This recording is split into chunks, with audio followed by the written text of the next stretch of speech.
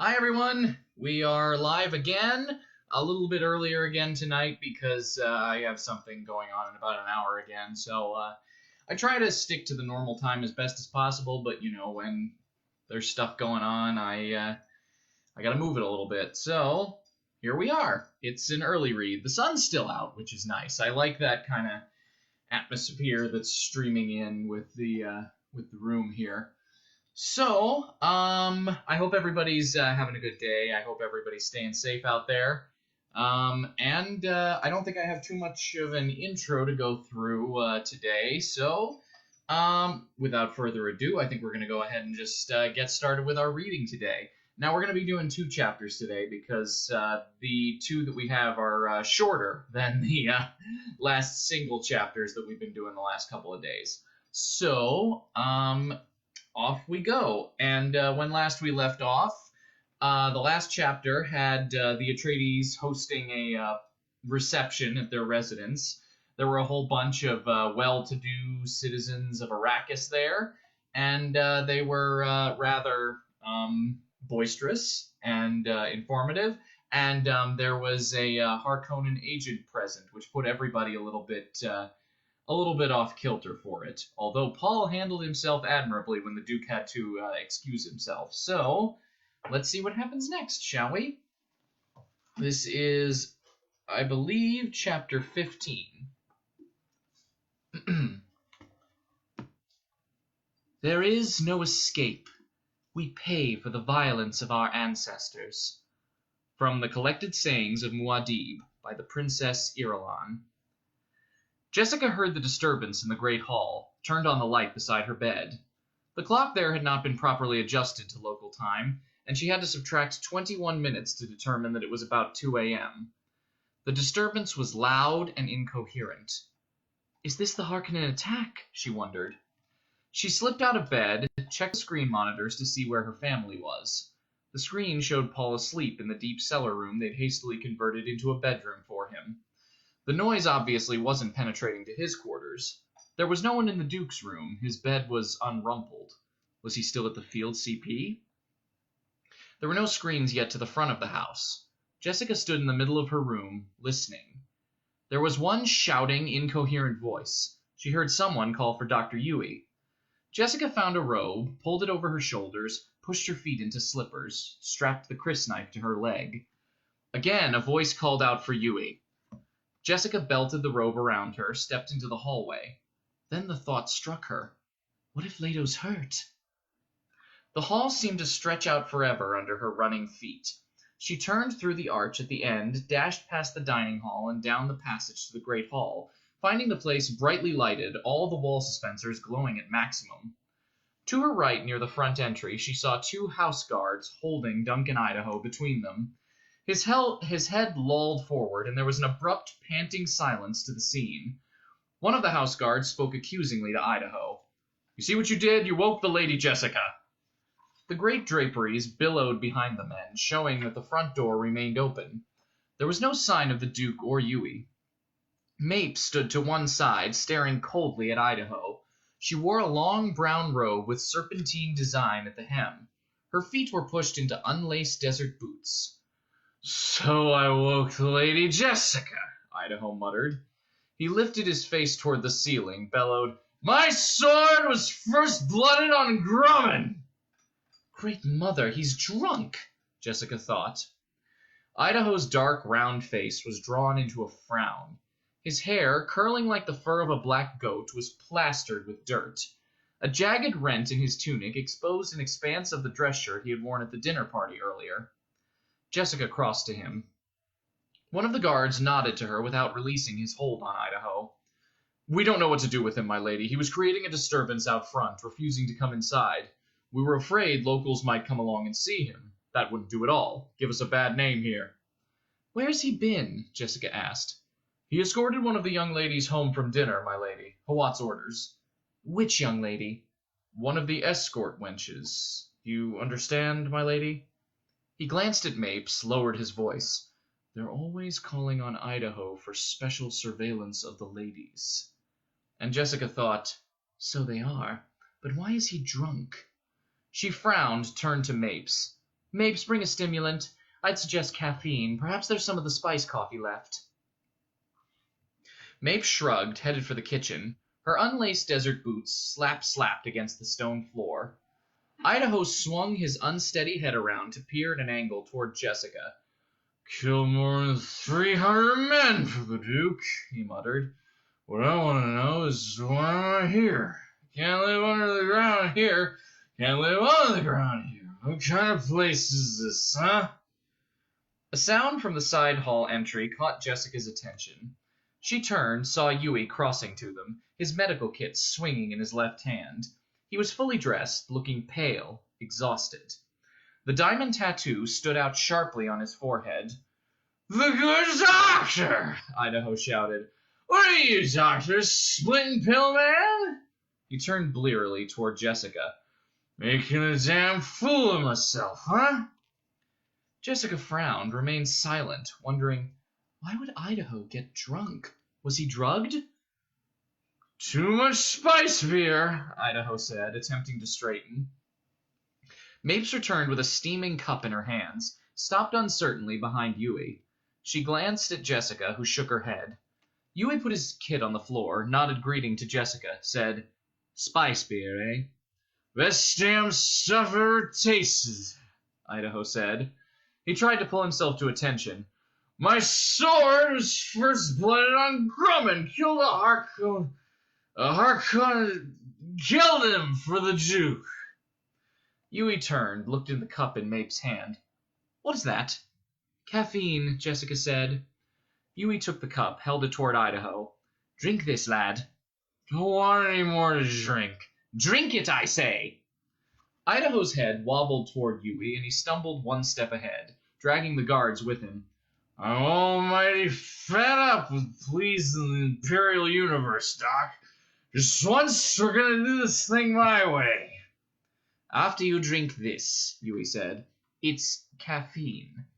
"It's probably like all the rest of this place. Damn sun's too damn bright. Nothing is the right color. Everything's wrong." "Well, it's nighttime now," Yueh said. "I can take care of this. Drink this like a good lad. It'll make you feel better." "I don't want to feel better." "We can't argue with him all night," Jessica said, and she thought, this calls for shock treatment. "There's no reason for you to stay, my lady," Yueh said. "I can take care of this." Jessica shook her head. She stepped forward, slapped Idaho sharply across the cheek. He stumbled back with his guards, glaring at her. "This is no way to act in your Duke's home," she said. She snatched the cup from Yueh's hands, spilling part of it, thrust the cup toward Idaho. "Now drink this! That's an order!" Idaho jerked himself upright, scowling down at her. He spoke slowly, with careful and precise enunciation. "I do not take orders from a damn Harkonnen spy." Yueh stiffened, whirled to face Jessica. Her face had gone pale, but she was nodding. It all became clear to her. The broken stems of meaning she had seen in words and actions around her these past few days could now be translated. She found herself in the grip of anger almost too great to contain. It took the most profound of her Bene Gesserit training to quiet her pulse and smooth her breathing. Even then she could feel the blaze flickering. They were always calling on Idaho for surveillance of the ladies. She shot a glance at Yueh. The doctor lowered his eyes. "You knew this?" she demanded. "I heard rumors, my lady, but I didn't want to add to your burdens." "Hawat!" she snapped. "I want Thufir Hawat brought to me immediately." "But, my lady, immediately!" It has to be Hawat, she thought. Suspicion such as this could come from no other source without being discarded immediately. Idaho shook his head, mumbled, "Chuck the whole damn thing." Jessica looked down at the cup in her hand, abruptly dashed its contents across Idaho's face. "Lock him in one of the guest rooms of the East Wing," she ordered.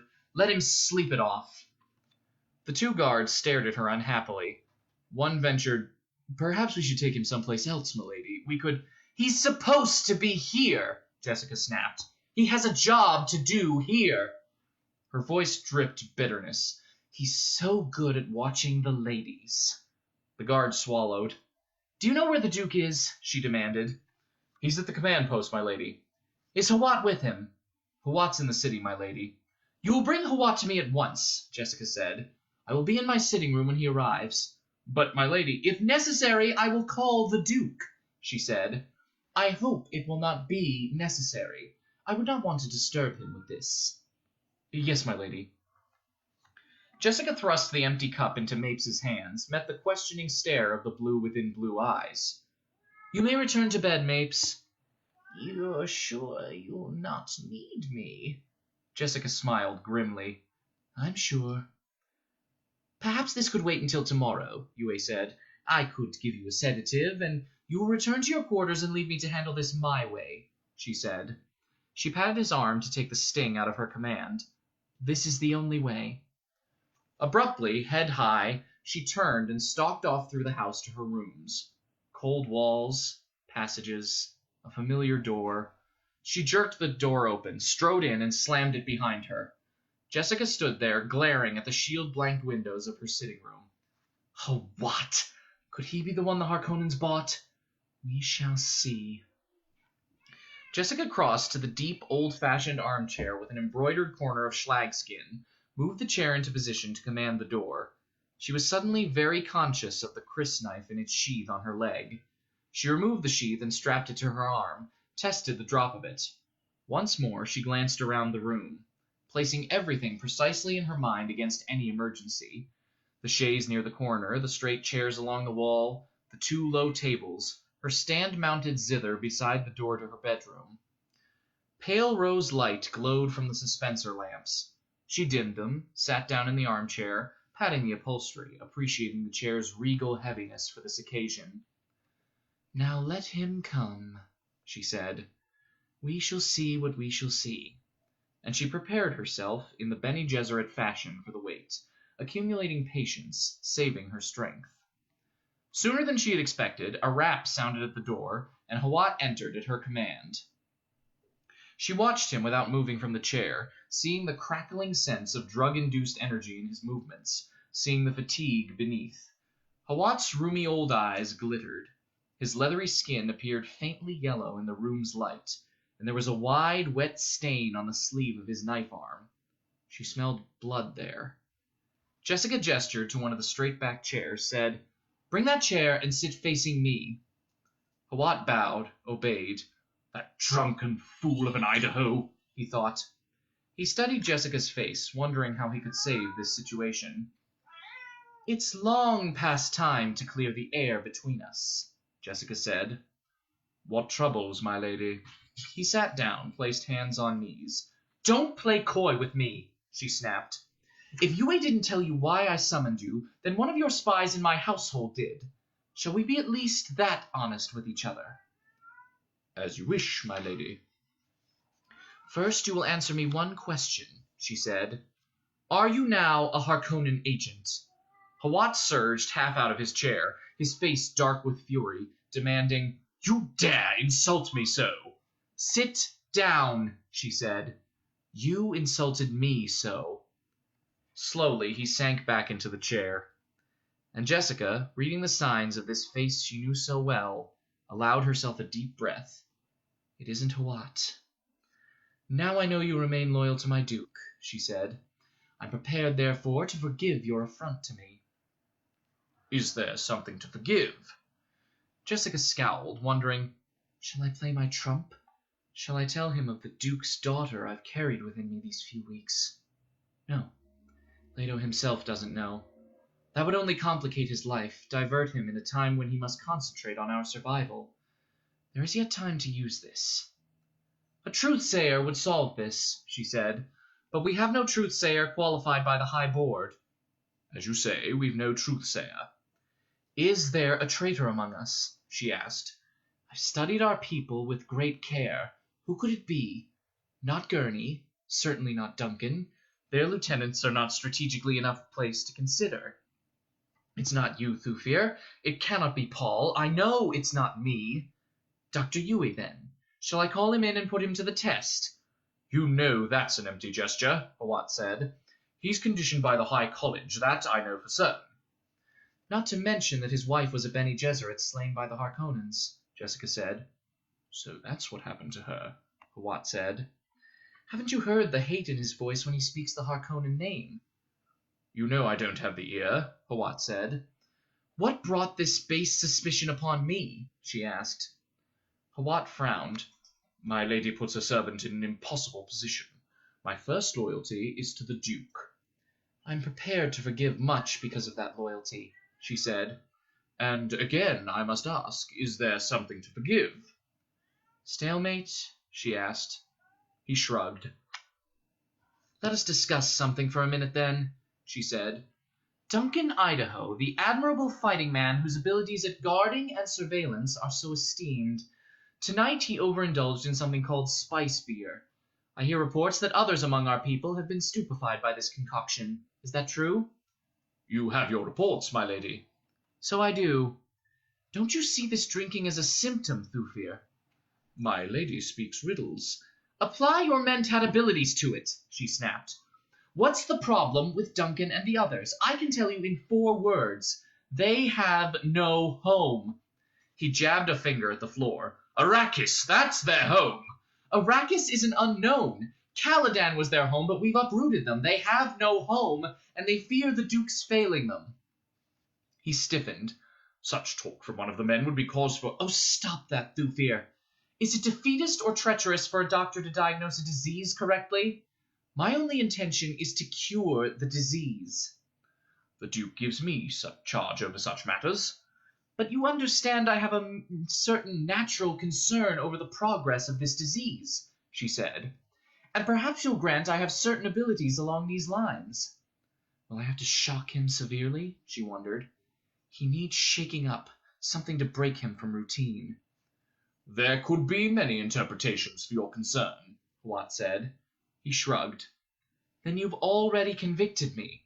Of course not, my lady, but I cannot afford to take any chances, the situation being what it is.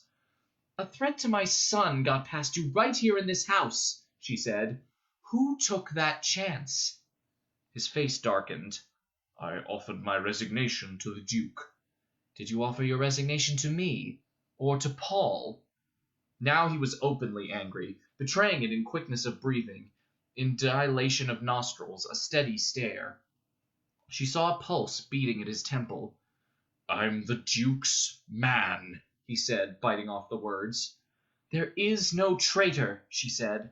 The threat's something else. Perhaps it has to do with the laser guns. Perhaps they'll risk secreting a few laser guns with timing mechanisms aimed at house shields. Perhaps they'll... And who could tell after the blast if the explosion wasn't atomic? He asked.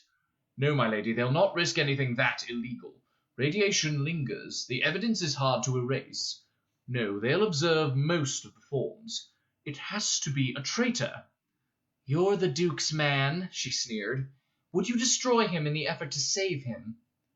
He took a deep breath, then, if you're innocent, you will have my most abject apologies.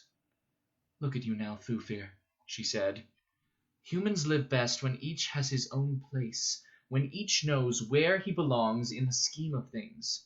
Destroy the place and destroy the person. You and I, Thufir, of all those who love the Duke, are most ideally situated to destroy the other's place. Could I not whisper suspicions about you into the Duke's ear at night? When would he be most susceptible to such whispering, Thufir? May I draw it for you more clearly? You threaten me, he growled. Indeed not.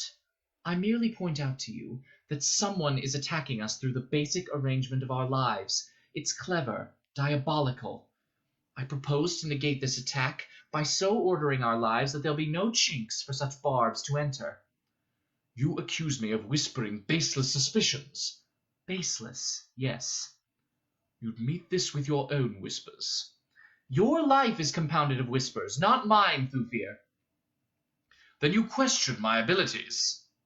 She sighed. Thufir, I want you to examine your own emotional involvement in this. The natural human's an animal without logic.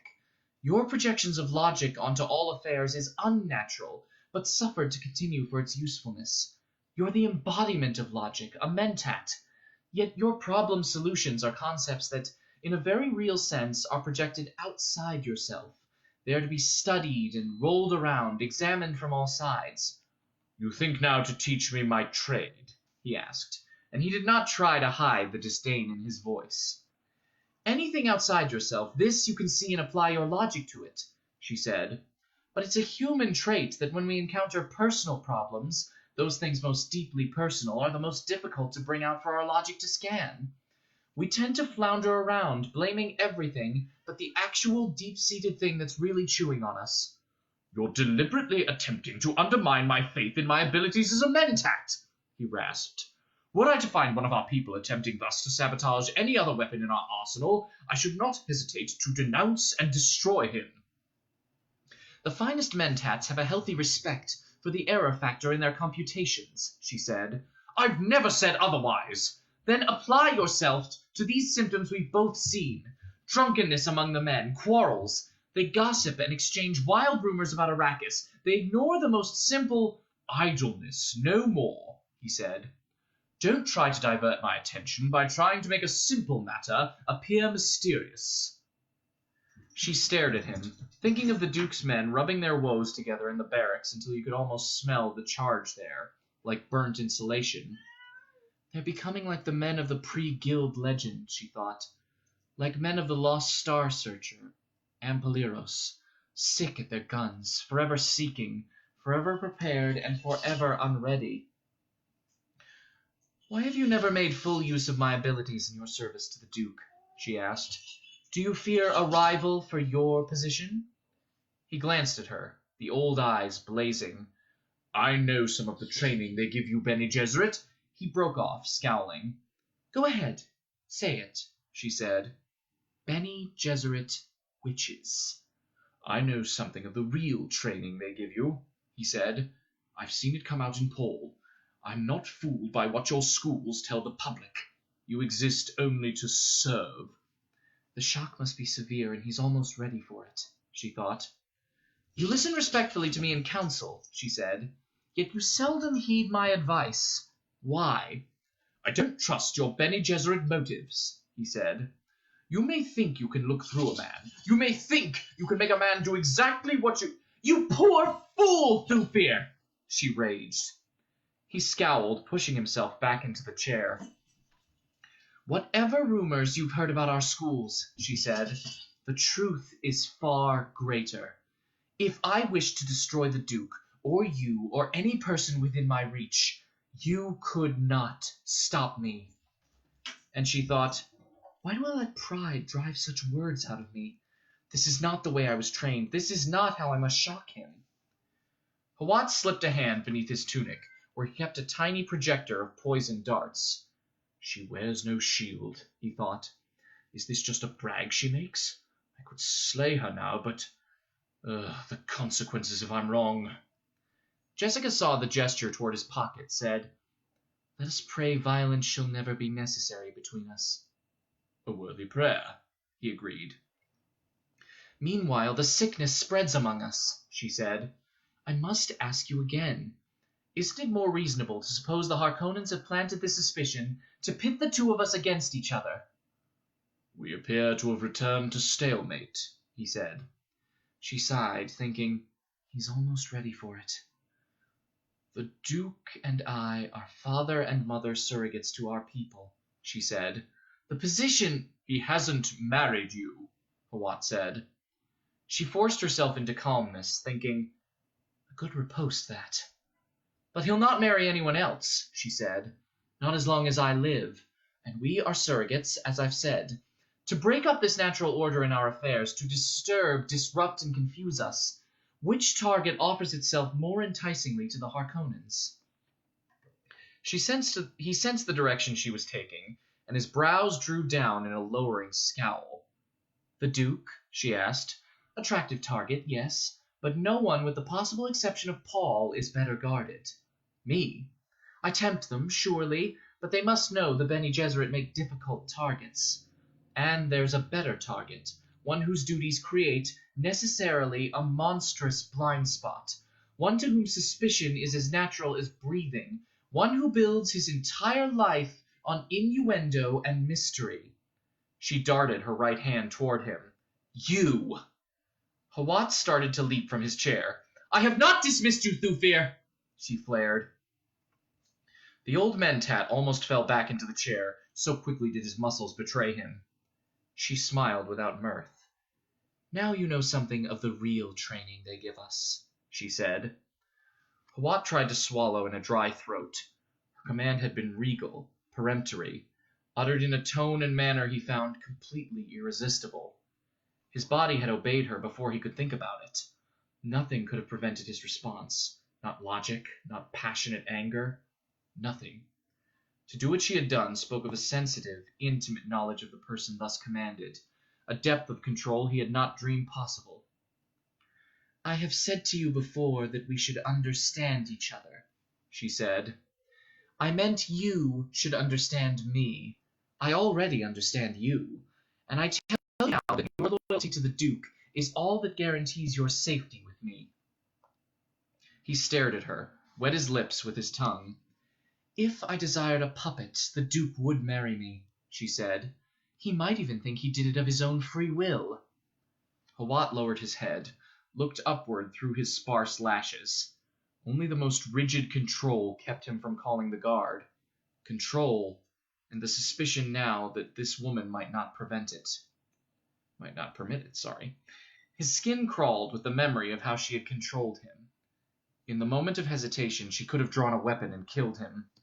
Does every human have this blind spot? He wondered. Can any of us be ordered into action before we can resist? The idea staggered him. Who could stop a person with such power? You've glimpsed the fist within the Bene Gesserit glove, she said. Few glimpse it and live. And what I did was a relatively simple thing for us. You've not seen my entire arsenal. Think on that. Why aren't you out destroying the Duke's enemies? He asked. What would you have me destroy? She asked. Would you have me make a weakling of our Duke, have him forever leaning on me? But with such power!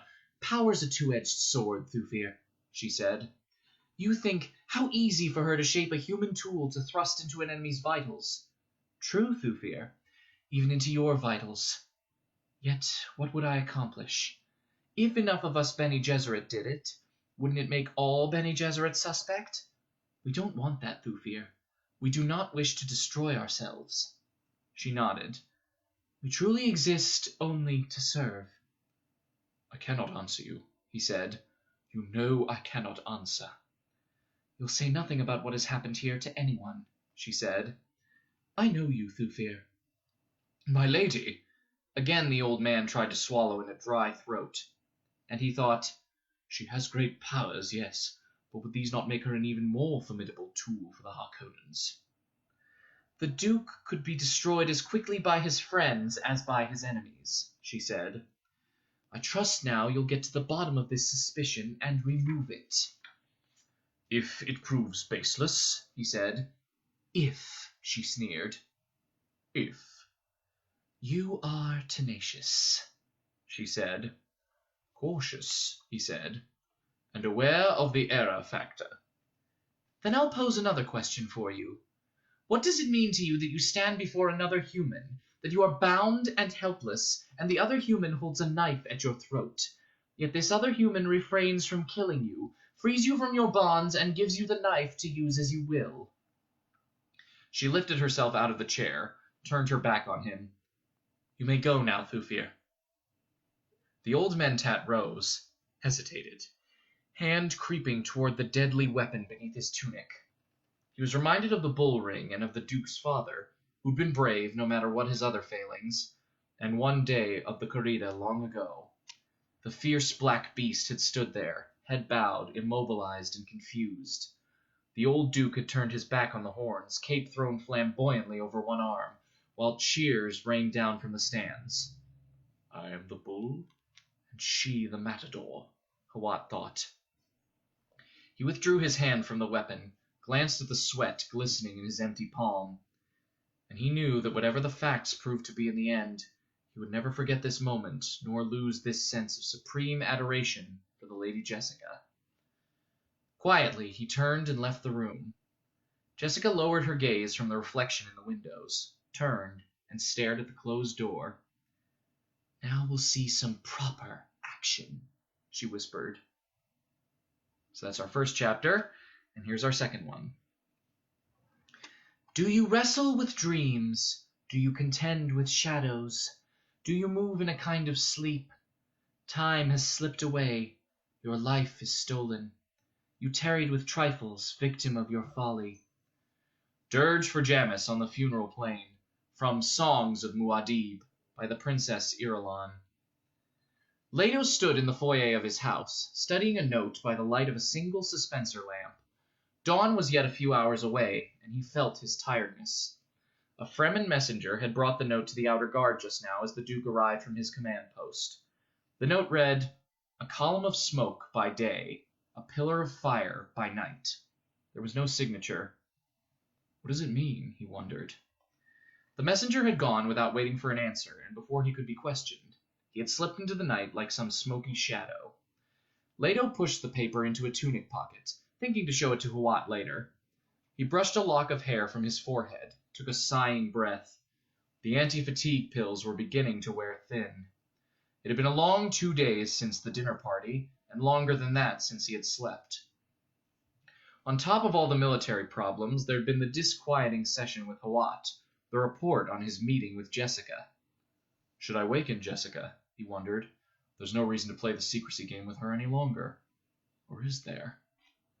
Blast and damn that Duncan Idaho! He shook his head. No, not Duncan. I was wrong not to take Jessica into my confidence from the first. I must do it now, before more damage is done.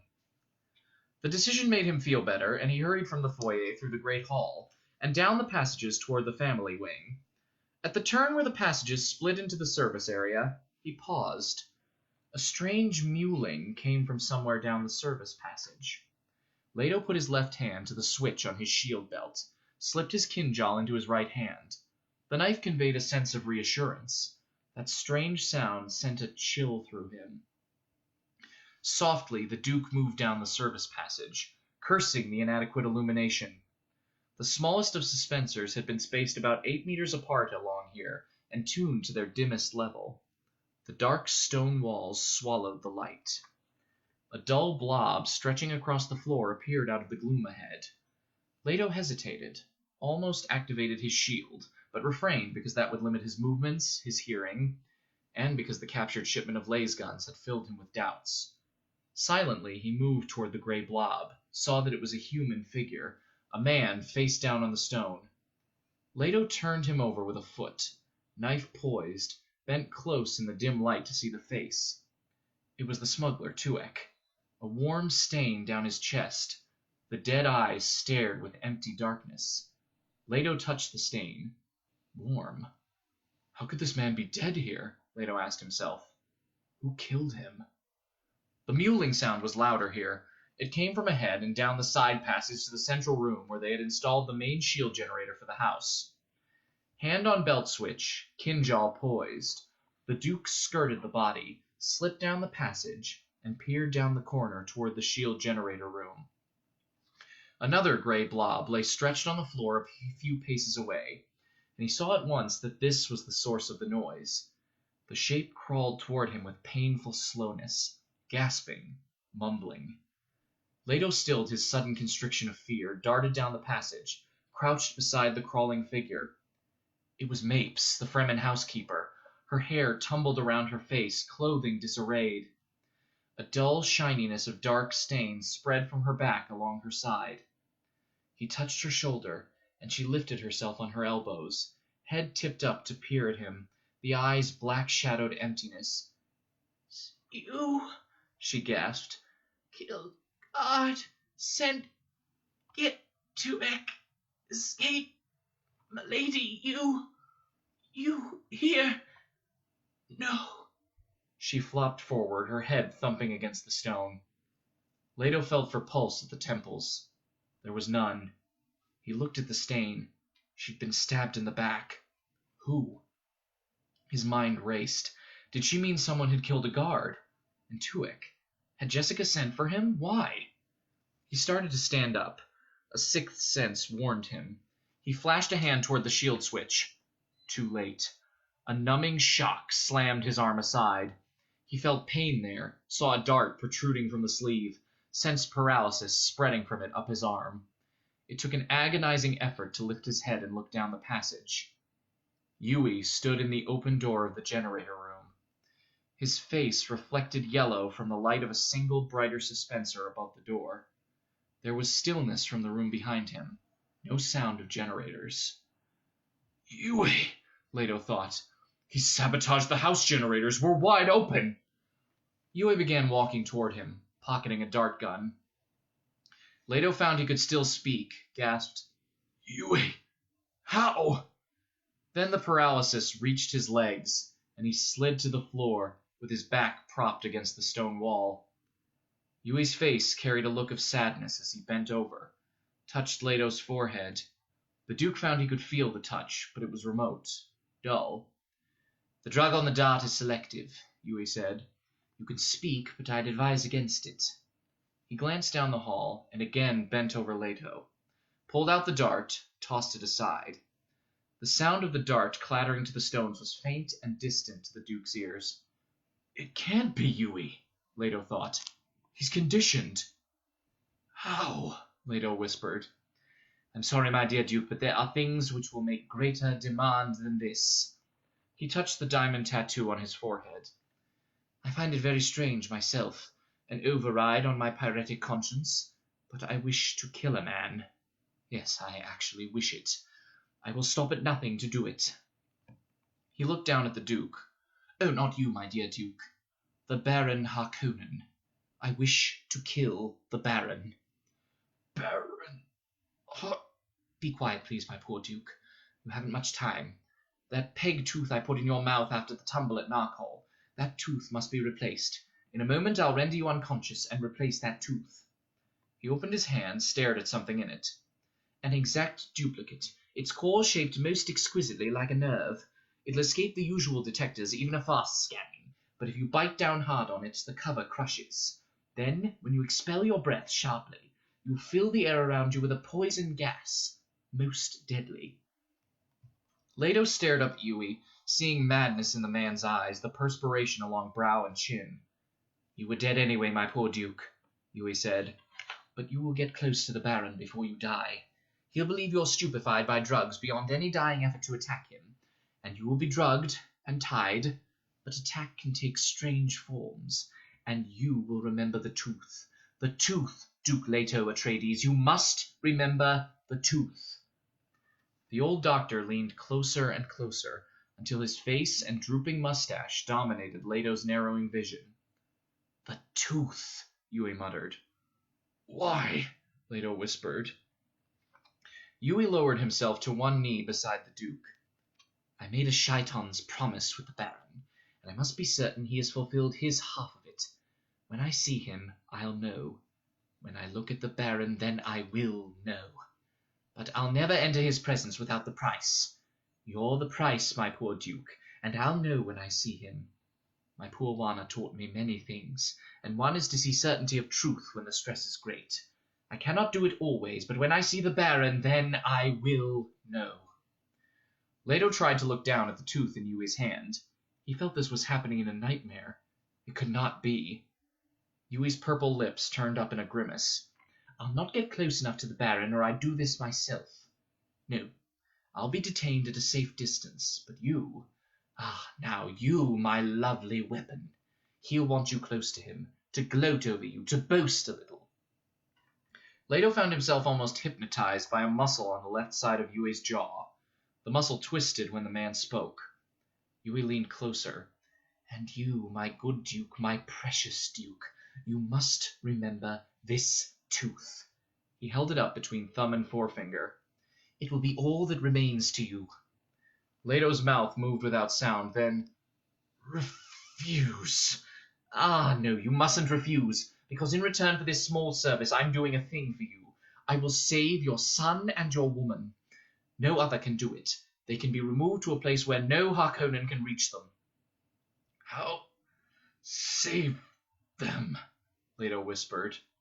By making it appear they're dead, by secreting them among people who draw knife at hearing the Harkonnen name, who hate the Harkonnen so much they'll burn a chair in which a Harkonnen has sat, salt the ground over which a Harkonnen has walked. He touched Leto's jaw.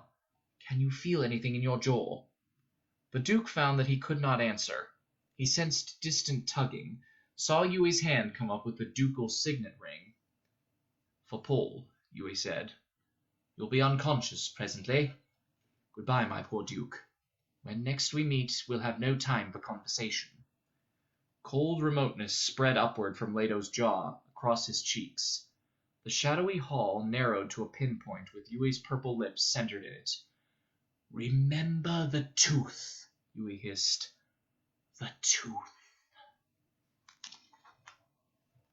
And there we have it. That's the end for tonight. And as you can see, things are proceeding pretty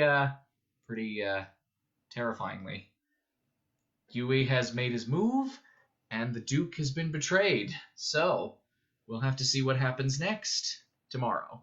I think I'm probably going to be fairly early again tomorrow, probably the same time. So, we'll see what happens there. But until then, stay safe, and everybody have a good night. All right? See you tomorrow.